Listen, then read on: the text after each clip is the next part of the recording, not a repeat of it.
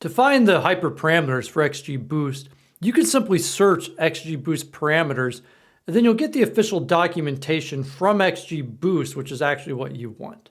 So go ahead and click on that. And then if you scroll down a bit, a lot of valuable information here, including tutorials on the side. I would encourage you to explore it. But for the actual parameters, you scroll down a bit, we get to what's called the general parameters, and then to the parameters for the tree booster, which is what we want. There are a lot. We won't go over all of them, but we'll go over some.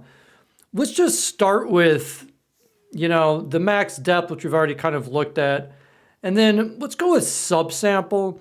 So subsample means, you can see it says here, setting it to 0.5 means that XGBoost would randomly sample half of the training data prior to growing trees. So it's going to select a smaller number of rows. So it's something that could be helpful. And let's just start with those two. And what we're going to do is we're going to search all possible combinations within sort of a range that we set that's meaningful. So what we're going to do, go back to your code, we're going to set it up in a dictionary called params. Okay, and we're going to start with max depth, even though we've already explored it a little. And what we're doing now is we're putting into a list, key value, uses a colon, of anything that is conceivably useful, but you don't want to discard your prior knowledge, right? We see 1 is the best right now for XGBoost 1, so let's go with 1, 2, 3, and 4 perhaps. Okay, now what about subsample? Okay, you got to put them in quotes. And then for subsample, this is the percentage of rows we're going to consider. 1 is the default. Well, what if we consider less? And we can think, well, how many do we want to drop it off by? This only has 303 rows, so I'm not too optimistic. Let's just go with like maybe like, how about that? Let's do 0.15s. Yeah, something like that. Okay. And there's not a right or wrong in terms of like what you pick to consider. These are percentages it's going to try. And basically what we have here, if we want to look at every possible combination, we have 16 different combinations, because for each one of these, say max depth of 1, it's going to check 4 of these, right? And for max depth of 2, we want to check all 4 of these, right? Because in combinations, different combinations may give you better results. Now we could write our own code to do this, but let's use a nice tool that's built in here in sklearn, and it's GridSearchCV.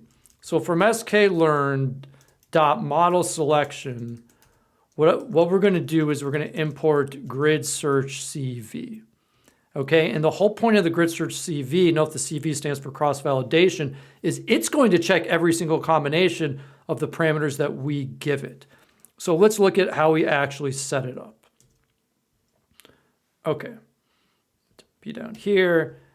All right, so what you need to do, first of all, is you gotta have a model you're working with. So let's reestablish our model here is the XGB classifier with no parameters initially. Okay, now, to set up the grid search, you first wanna call it something. It's like a machine learning model.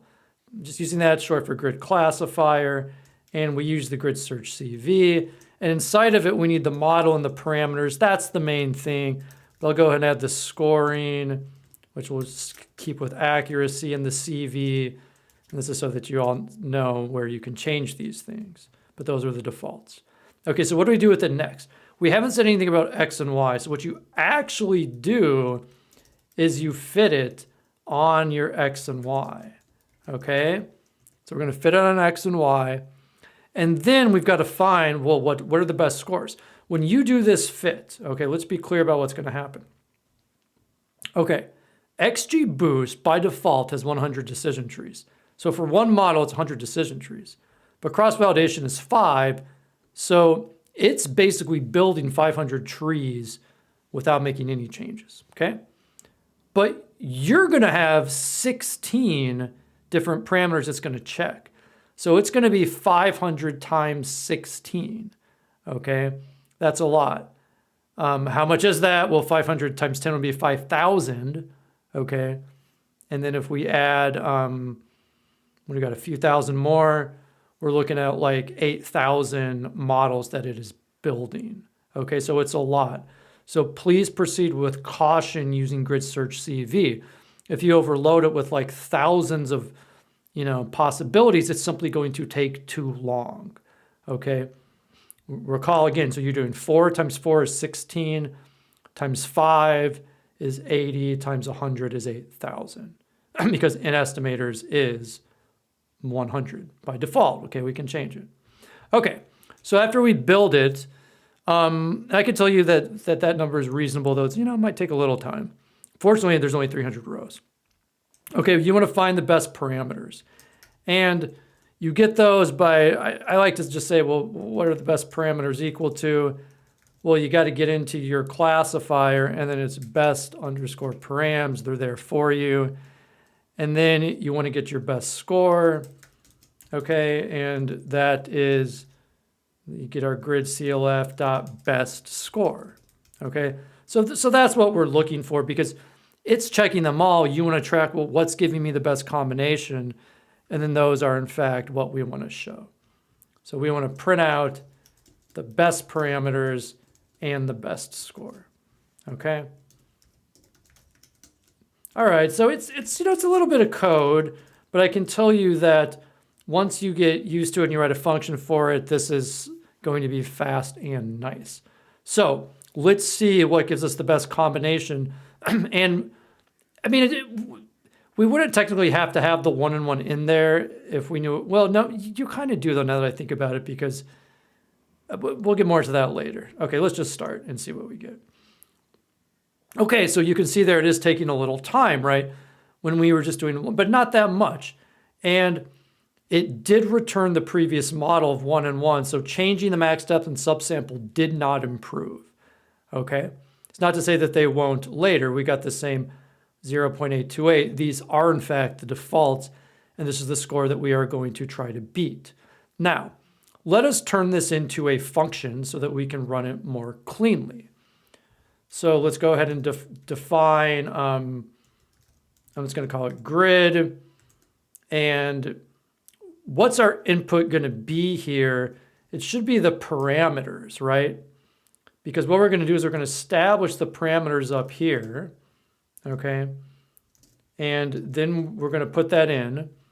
And, it could also have the model, because you'll see why it's going to be good to put the model here. So I'm just going to put the model above.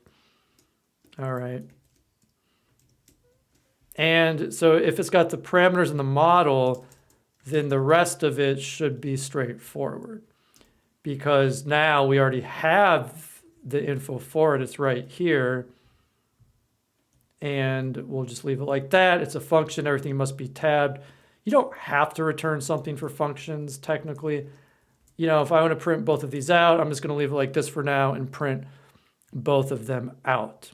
Okay, so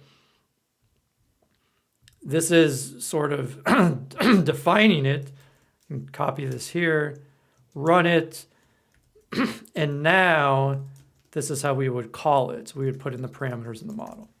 Okay, so let's now make an adjustment though and look at some different parameters. So similar to the subsample, which I wasn't expecting to help with the small number of rows, they have different call samples.